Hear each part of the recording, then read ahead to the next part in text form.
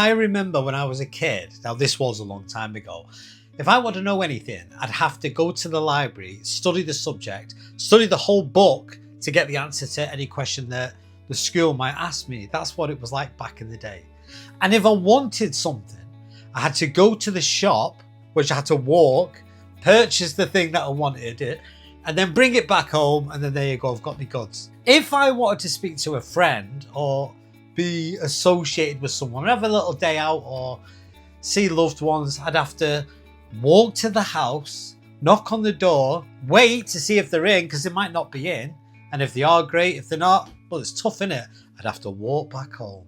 But not today, because everything's changed. The world's completely different. Now, you might not be the same age as me. You might be in your 20s, so you might not know what the life was like before the dinosaurs existed. But I remember what the 80s was like and the 90s, and it wasn't like this. The world has completely changed. And when I say completely, I mean completely changed in every way possible. But something's come to fruition. In other words, something's now happened. There's a shift. What is the shift, you ask? Well, it's called Google AI. What is Google AI? Well, Google AI is like a butler. In other words, it's subservient. It'll do whatever you tell it to. In fact, you can do anything you want. Now Google AI is come into the game. Now you might be thinking, what am I bloody talking about? Well, don't worry, because you're going to find out what this Google AI is and how it's going to literally change everything, including your life. Starting right now.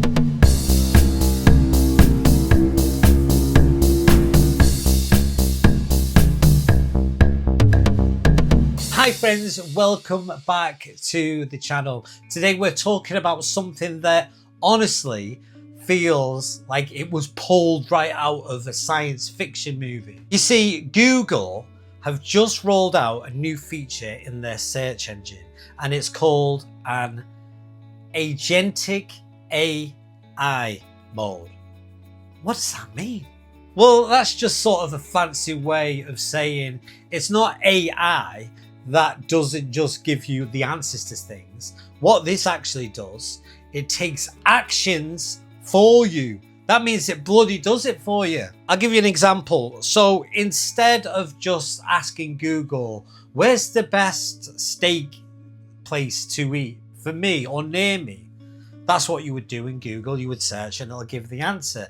And then by clicking on the links yourself, the new AI would not just find it for you, it would actually find pathway to actually book the table for you. So you don't need to search.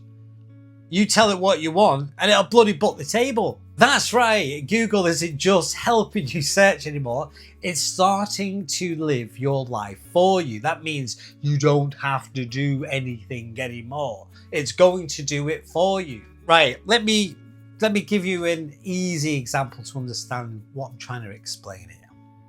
Imagine it's a Friday night and you're hungry. You don't want to scroll through 20 menus, so you say to Google, book me a table for two at a good Italian restaurant tonight. And instead of just handling your list, the AI goes off and checks restaurants near you. It looks at which ones are open, which ones have tables free, and then it comes back by saying, hey, listen to this. I've done it for you. I've booked you a table at 7 o'clock at Mario's Tradionio. That's crazy, right? Another example would be, let's say you're traveling and you need to land in a certain city. You type in whatever it is you want. For example, find me a hotel close to the beach. I want to check in tonight under, I don't know, $22 or $200. I don't want to spend too much. Be specific. Now what it does, instead of showing you endless hotel booking sites, this AI can actually find one, check the availability and lock in your booking. It's like having a digital travel agent right in your bloody phone. Now this sounds really cool, yeah? But let's slow it down for a moment. Because if Google can make bookings for you, that means it's also making choices for you. And here's where it gets interesting. If you say, book me a table at a steak restaurant, which it will do for you, does it actually choose the closest one or the highest rated? Or maybe the one that paid Google to be promoted? Because they do that, you know. These restaurants can pay Google to say, listen, put me at the top of the list. They're not daft, are they? So you see, that's the big question, isn't it? Because if Google are going to suggest things, but a company will say, well, can you suggest mine? I'll give you some money. Then Google's incentive is to say, all right, then, yeah, we'll cut you a deal. You pay me and I'll show them. It's like advertising, isn't it? Let's go through another scenario. Imagine you're looking for a doctor's appointment. You type in, find me the first available appointment with a dentist near me. Now, AI might go ahead and do that, which it will, and it'll look through all the local dentists in your area, and it will literally book you one. It sounds super helpful, but what if it books ones that are not really best for you, just because it had some kind of deal with that business? That's something we've got to kind of think about a little bit. Remember, Google is a search engine, and advertisers pay Google to advertise their products. A dentist is a product if it's privatization. A restaurant is certainly a product. Anything that you buy is a product. So when you're buying something at the other end of the scale, that's their business. And the business want to make money. They want your money, your custom. So in order for them to do that, they'll pay Google to suggest these businesses for you. That's the tricky thing, isn't it? So what does this mean for everyday life?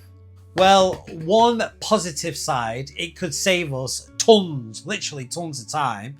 No more clicking through 10 websites, no more juggling apps, no more filtering or filling through forms and this, that, and the other. Can't be doing with that. Think about it. All those small tasks you hate doing online, like booking a haircut or ordering tickets for a movie or scheduling a gym class, this AI cloud, or is that what it is? Google AI, this will literally handle all of that for you. But on the flip side, we're also heading over to a lot more of our trust, because we're trusting that they're going to literally pick the right one for us. And are they going to pick the right one for us? Well, I don't know. That's what we're going to find out. Because once you let the AI take actions, you're letting it choose how these actions are done. And once that happens, you don't really know what's going on behind the curtain, because there's always something going on behind the curtain. It's called smoking mirrors. I'll give you an example. It's like letting your friend drive your car. You trust him, but you don't see every turn that's made while they're driving it. Let's make it more real. Imagine you're a parent, it's your kid's birthday next week, and you tell Google, hey Google, plan me a birthday out for a 10-year-old. The AI might go ahead, pick a trampoline park, for example. It will literally book the tickets, maybe even schedule food for delivery for after the party. That saves you hours of planning, but you didn't get to compare your options or maybe even choose the best deal. You only did what Google presented to you. So we have two sides here, don't we? You have side one, which is it's very super convenient, less stress, more free time, and then you've got side two. What are the problems with that one? Well, it's less control and it's more trust in Google and maybe even higher costs. If businesses pay to be chosen by Google themselves, then there's an agenda, there's an intention, isn't there? So you might not be getting the best deal. Think about that. Now, let me share what experts are actually saying about this. Right now, This AI feature is being tested in over 180 countries.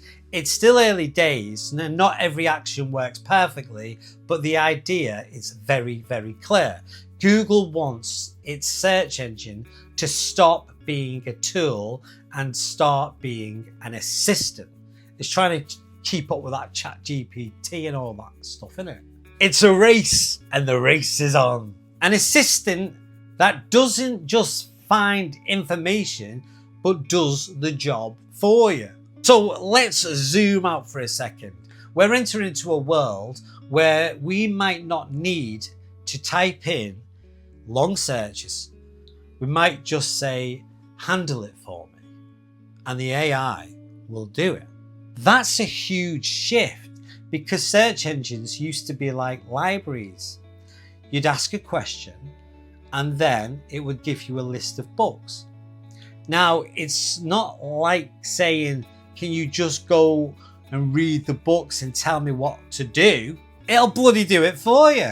Now, here's the big question for all of us. Do we want that? Do we want AI to book our meals, our trips, our appointments, even our social plans? Or do we want something else? Do we want to keep control in our own hands? Do we want to keep the free will? Because we all get influenced by external stimuli, don't we? Oh, we listen to recommendations. But once we look and think, right, what do I want? What do I want? When you're given the power over to Google AI, then it's what Google thinks you want. But it doesn't know you, do it? Does it really? Only you know what you want. Picture yourself in 10 years from now. The world will be crazy then, won't it? You wake up in the morning, your AI has already planned your whole day. It ordered your groceries, it booked you your dentist appointment, it rescheduled your meetings, and it lined up your gym classes. Perfect. Oh yes, it's like having a personal assistant, a PA. Oh yes. But on the other hand, that's amazing. But again, on the other hand, it kind of feels like this AI is living your life for you. Remember, AI is a bloody robot. You ain't. You're a human being. You've got an intellect. There's something inside you. Consciousness, awareness, a spiritual vibration. This isn't hocus pocus, mate. God made man in his own image and God created you. There's something in you that's trying to express itself. AI can't do that. It can only copy. But humans create. You like that, don't you? So, friends, Google's new AI really does feel like a science fiction becoming real. And to be fair, it is overwhelming, but it's very real. It could save us time. It could change how we use the internet, but it could also raise big questions about our choices and trust and control. Do we trust it? Do we trust it? Because think of all the information that you give Google. And what is Google? Facebook, YouTube, Instagram, blah, blah, blah. It's all Google, innit? And you put all your information on there and you just trust that they're not going to take advantage of you.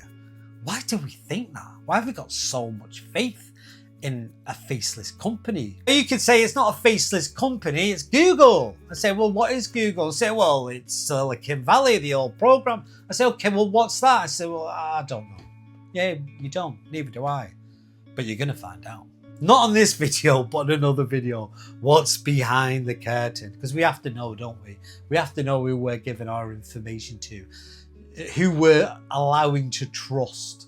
So what do you think? Would you trust Google's AI to make your life easier by booking things for you automatically? Or do you want to keep clicking and choosing things yourself? Come on, man, I need to know this stuff. I don't know. I need to know your opinion. Let me know down in the comments. Share the information. We're all human beings living here. We need to know, don't we? Don't sit in silence. Write your comments down, express yourself, talk about it. What's your genuine thoughts? Again, let me know in the comments and I'd love to hear your thoughts and I will read them and everyone else will read them and we can congregate together and think, okay, this is different people's opinions. This is interesting. What are your thoughts? Come on, let's play the game. We're human, aren't we? Let's connect. I like that. Connection. So if you enjoyed this video, make sure you hit like, subscribe for more tech talks, even though I don't always go over things like Google AI, but we do go over a myriad of different subjects, and share this with all your friends who still think Google is just a search box, which it isn't. It's something more. But anyway, thanks for watching, and I'll see you in the next one.